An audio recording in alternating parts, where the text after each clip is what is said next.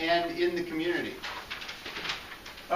It's interesting with our department. I got on 26 years ago, and as we've worked forward, and Chief Wu has been instrumental in this, we built the department. We're an accredited organization, which basically that accreditation says we're going to meet some standards. So one of the standards we have that the chief has set and that we have met through the organization is we will have somebody on the scene within 8 minutes, which our average response time is closer between 3 and 4 minutes, but we say anywhere in the district we want to make sure we get one piece on the scene within 8 minutes. So obviously if it's an EMS run, the chance of survivals are better. If it's a fire run, the chance of getting somebody out and the rescue is better. So those things. So that's some of the things we've committed to. Well, with that commitment, we had to make sure we had enough personnel. Well, over the years, like I said, I've been here 26 years, and we've seen that group that came in with me, most of those people are gone.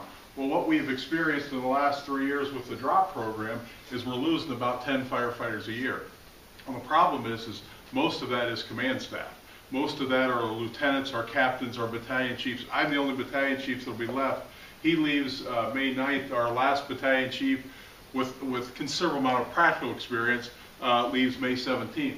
So one of our challenges has been, one of our focuses is to have a seamless transition. And with that, we've put some pretty good succession plans in place. We've had some people come into outside training. We've sent people to the Ohio Executive Fire Officer School.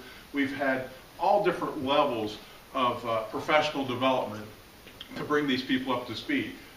And again, we've had them ride with the senior battalion chiefs before they leave to kind of so they can transfer some of that experience. But this has been an ongoing issue. The chief recognized that to be a problem about 5 years ago, where it was a true focus, and we started turning people around and developing the commitment to that. So I mean, with overtime, you know, we had to watch that, but we still wanted to put these people in a position they could ride with the battalion chief, because we do have a minimum man that we want on duty, so we count everybody. So we were able to do that. And this has been a true benefit, but that's an ongoing thing. Right now, we're going to, once he leaves, I said, we're going to fill a chief's position. That person has some practical experience, or those people do have some practical experience, but that's been an ongoing challenge. The next thing is the community. One thing we have found is, if you're not aware, we've got 4 more assisted living places being built right now within Dublin. And I know if you've been to city council, you've seen them discuss it also. That is taxing on the fire department. It really is. I mean, the increase in runs, I know we had talked about that. Typically, you can get anywhere from 200 to 350 runs a year just out of one of those facilities. So we're prepared for it. I mean, we've looked ahead. The chief has looked ahead and made some adjustments to how we respond and made sure we had the right trucks in place. So we're prepared for that. But this is all this, and it comes down to money. It comes down to having enough personnel, enough equipment to do that. One of the things we're doing with that, we're preparing for, is we run a squad, and that squad runs as a manpower piece. We move manpower anywhere it's needed. We may have to make an adjustment and actually make that a medic, and they're just different things. The medic does the transports. Even though the squad can deliver advanced care, squad typically doesn't transport. It keeps itself in service to be that responder everywhere to make sure we get there within 8 minutes and bring additional manpower.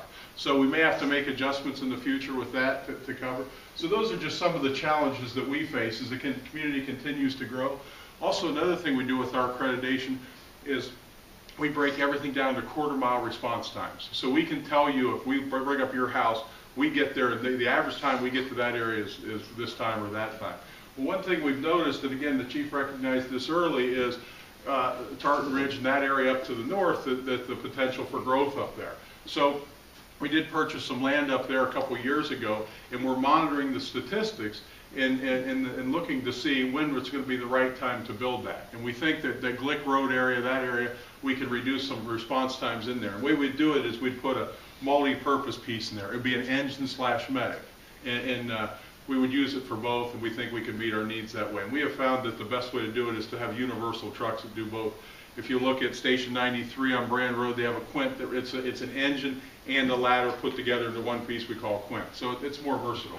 So those are some of the challenges we're faced as we move forward. I think we're prepared for them. The chief has put us in a good place to move forward, so I think we're prepared. Alec was talking about that combo piece. This new unit we're putting in, actually we delivered last week, and it will go in. It's a 4-door medic. is what it is. So it's a regular paramedic unit, only it's got a 4-door chassis on it. So you see it is big. I will have to say that. I'm glad I'm not backing that thing in. But that one will primarily be used for staffing, to run staffing around. It will respond in all our fires, it will respond in the accidents, it will respond in EMS. And then should it be the last piece left, and we do have quite a few times where all 4 of the units are tied up, that will be a transport unit, usually to Dublin Methodist. So it'll stay fairly local, so we'll keep them in service.